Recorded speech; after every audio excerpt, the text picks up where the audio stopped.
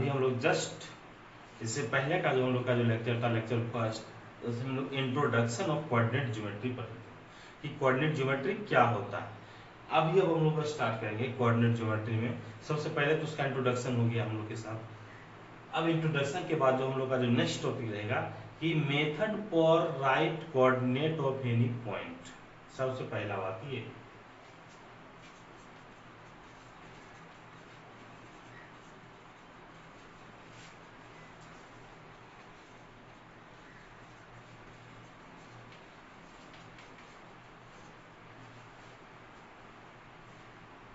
ठीक है।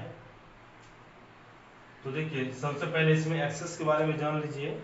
एक्सेस के बारे में जस्ट इसमें पिछले वाले चैप्टर में कॉन्सेप्ट हम दे चुके हैं आप लोग को, ठीक है, कि एक्सेस क्या होता है। तो यहाँ पर हम लोग फिगर पढ़ेंगे, 2D में पढ़ेंगे। तो 2D में दो एक्सिस लीजिए, एक एक्स एक्सिस और एक वाई एक्सिस, दोनों का इंटरसेक्शन पॉइंट ऑरिजिन। ये x, x dash, y, y dash, origin आ गया है बीच में। एक्स से यहाँ जो ऑरिजिन से राइट जब भी जाएंगे पॉजिटिव जाएंगे, लेफ्ट निगेटिव, ऊपर पॉजिटिव, नीचे निगेटिव।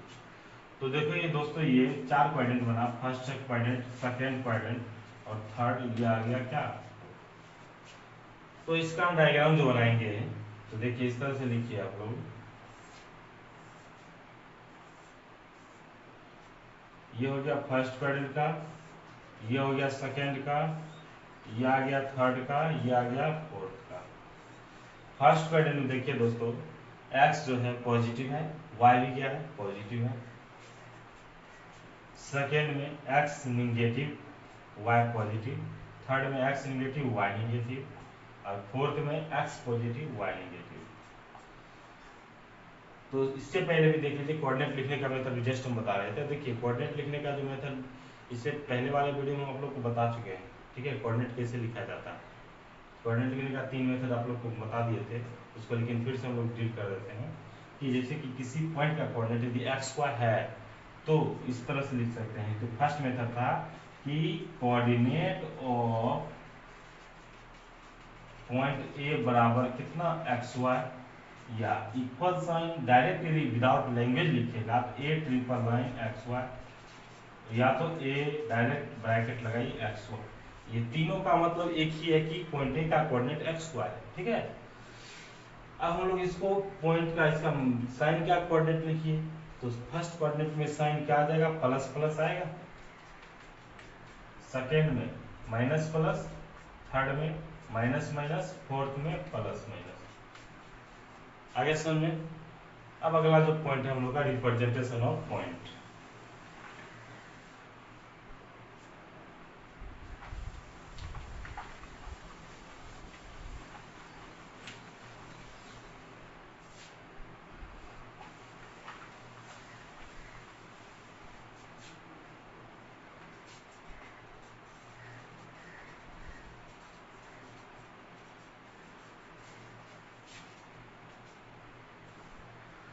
रिप्रेजेंटेशन ऑफ पॉइंट का मतलब हुआ कि किसी भी एक्सिस पर हम लोग पॉइंट को कैसे रिप्रेजेंट करते हैं, ठीक है। तो देखिए चलिए स्टूडेंट्स हम लोग स्टार्ट करते हैं रिप्रेजेंटेशन ऑफ पॉइंट। इसको समझिए थोड़ा।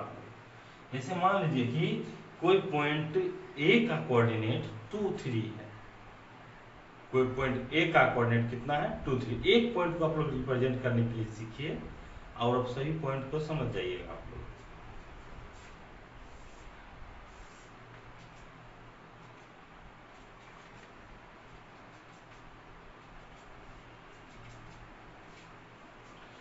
अभी क्या बोले, कोई पॉइंट ए का कोऑर्डिनेट 2 3 है। ए का कोऑर्डिनेट 2 3 है।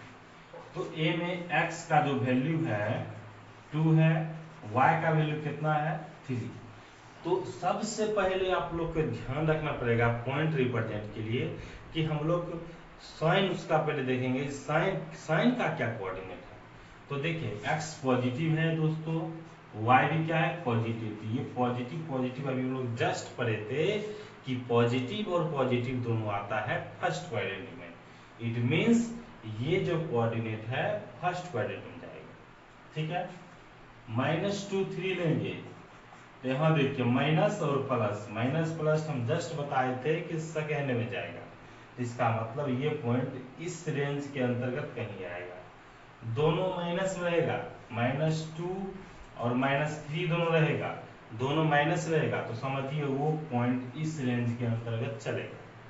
और लास्ट रहेगा 2 -3, एक प्लस और एक minus, x plus y minus है, तो हो जाएगा फोर्थ क्वाड्रेंट के अंतर्गत। ठीक है, अब चलिए कि इसमें रिप्रेजेंट कैसे करना है, तो चलिए देखिए, यहाँ देखिए ले लीजिए 1, ये 2, ये 3, ये 4, इक्वल यूनिट के डिस्टेंस पर लेकर चलना है आप लोग को। -1 -2 -3, ऊपर 1 2 और 3, नीचे -1 -2 -3। अब चलिए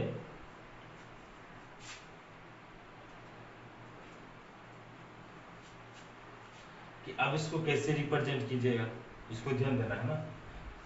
तो 2 3 था, एक पहला को रिप्रेजेंट कीजिए, 2 3 है, x2 है, x2 मेरा ये पॉइंट है, y3 ये पॉइंट है, पहले दोनों पॉइंट की रिप्रेजेंट कर लीजिए। ठीक है, यहाँ तो x2 ये है, y3 ये है। अब इसको कैसे आप अरेंज कीजिएगा, देखिए, तो सबसे पहले भी क्या बताएं कि दोनों प्लस प्लस आ रहा है, तो प्लस प्लस आ रहा है किस में जाएगा, फर्स्ट में। तो जो पॉइंट है उस पॉइंट से हम फर्स्ट क्वाड्रेंट तरफ हम उस पॉइंट को बढ़ाएंगे, इधर बढ़ाएंगे तो सेकेंड में आएगा, इधर बढ़ाएंगे एक्सिस पर आएगा, इधर बढ़ाएंगे ऊपर ऊपर एक्सिस पर ही जाएगा। तो हम क्या बता रहे हैं कि जो मेरा क्वाड्रेंट है उस तरफ हम प्रोसीड होंगे। यहाँ भी इधर ने बढ़ा सकते हैं, इधर ने बढ़ा सकते हैं, इधर बढ़ाएंगे इधर आ जाएंगे। फोर्थ में हम क्वाड्रेंट तरफ बोले ना बढ़ाने के लिए, क्वाड्रेंट तरफ दोनों को बढ़ाएंगे, इसको भी ऊपर बढ़ाइए। अब दोनों का जो इंटरसेक्शन पॉइंट होगा वही होगा क्या, 2 3।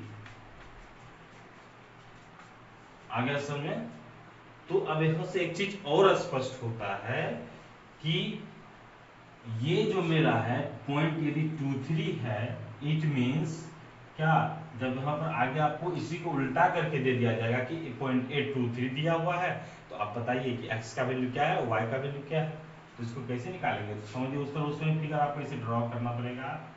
तो 2 3 यहाँ से यहाँ तक का जो डिस्टेंस होगा वो 2 होगा, मतलब ये भी 2 आएगा, और यहाँ से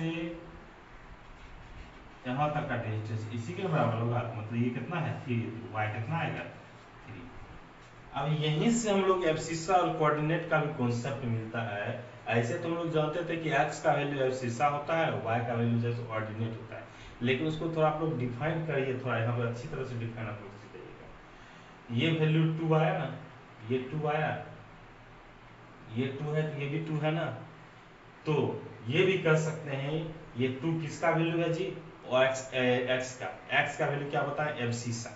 तो इसको हम क्या डिफाइन कर सकते हैं एब्सिसा को, the perpendicular distance between y axis and point. ये जो 2 है ये यही है ना, ये कहां से कहां तक का डिस्टेंस है, तो y एक्सिस और पॉइंट के बीच का डिस्टेंस है, तो इसको हम लिख सकते हैं कि the perpendicular distance between y axis and point is called abscissa, और उसी तरह the perpendicular distance between x axis and point is called क्या, ऑर्डिनेट। चलिए इसको हम डिफिनेशन, इसको डिफाइन लिख देते हैं।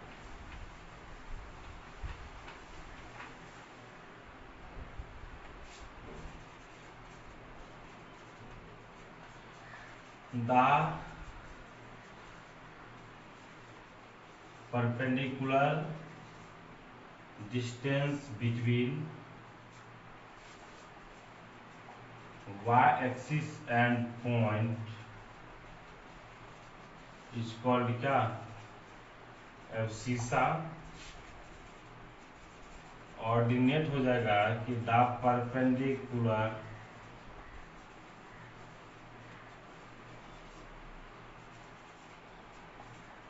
एक्स एक्सिस एंड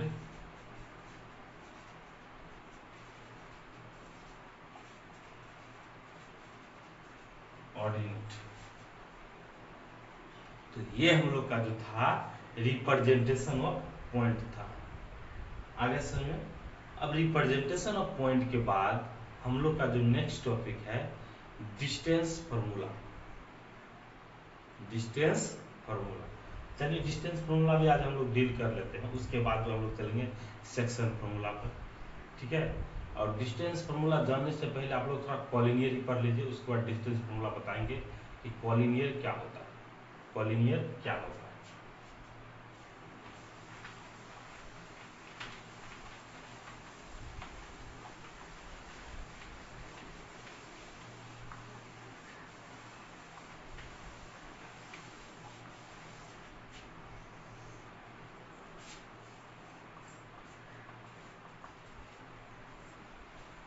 संरेखी के बारे में तो आप लोग पढ़े हैं, वही है जिसको हिंदी में हम लोग संरेखी कहते हैं, कॉलिनियर। तो देखिए दो पॉइंट जब टू या टू से अधिक, टू या more than two points are collinear when all points lies in क्या, लाइज एट मतलब ओनली वन, ठीक है। मतलब क्या, दो या दो से अधिक पॉइंट कॉलिनियर होगा जब वो all two all points lies करेगा क्या, एक लाइन पर। टू और more than two points are collinear when all point lies at क्या, ओनली वन लाइन, एक ही लाइन पे लाई करेगा। अब जैसे मान लीजिए कि दो पॉइंट पर हम लोग जो कॉलिनियर का कॉन्सेप्ट नहीं दिखा सकते हैं, रीजन है कि दो पॉइंट्स पे एक लाइन ही बना, ठीक है। तीन पॉइंट को मिनिमम 3 पॉइंट्स को कॉलिनियर के अंतर्गत ले सकते हैं। मान लीजिए एक पॉइंट ए था, एक पॉइंट बी था, तीसरा पॉइंट क्या है, सी। तो ये एक कॉलिनियर है क्योंकि तीनों पॉइंट एक ही लाइन पर है ना। तो यहां से हम लोग लिख सकते हैं, तो पहले कॉलिनियर समझ में आ गया कि कॉलिनियर क्या हुआ कि जब तीनों का तीनों पॉइंट एक ही लाइन पर आ जाए, ठीक है। दो या दो से जब अधिक पॉइंट एक ही लाइन पर प्रेजेंट रहता है तो उसको एक कॉलिनियर कहा जाता है। या टू और more than two point are present at a only one line is called क्या, कॉलिनियर, ठीक है, संरेखी होगा। तो यहाँ पे इसका हम कंडीशन क्या लिख सकते हैं, condition for collinearity,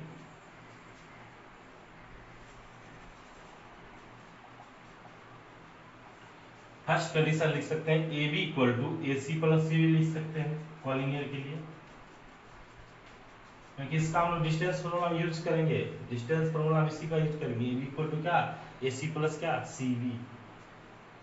condition two, area of triangle A B C equal to 0। अब आप लोग यहाँ पर थोड़ा सोचते होंगे कि यहाँ पर तो भाई ये 3 पॉइंट से एक लाइन बन रहा है, तो एरिया कहाँ से आ गया, ये 3 पॉइंट के लिए हम बता रहे हैं एरिया कहाँ से आ गया। तो देखिए एरिया क्यों लिए, 3 पॉइंट से ट्रायंगल का फॉर्मेशन होता है। मान लीजिए कि अभी ये 3 पॉइंट इस तरह से है, ये ए है, ये बी है और ये पॉइंट सी है। ये कभी कॉलिनियर नहीं है क्योंकि तीनों पॉइंट एक लाइन पे नहीं है। अच्छा, ये जब ऐसे बड़ा हो जाएगा, सी यहाँ आ जाएगा तो इसका एरिया बढ़ेगा, सी यहाँ एरिया घटेगा, यहाँ जैसे क्लोज होते जाएगा उतना एरिया क्या होगा, डाउन होगा।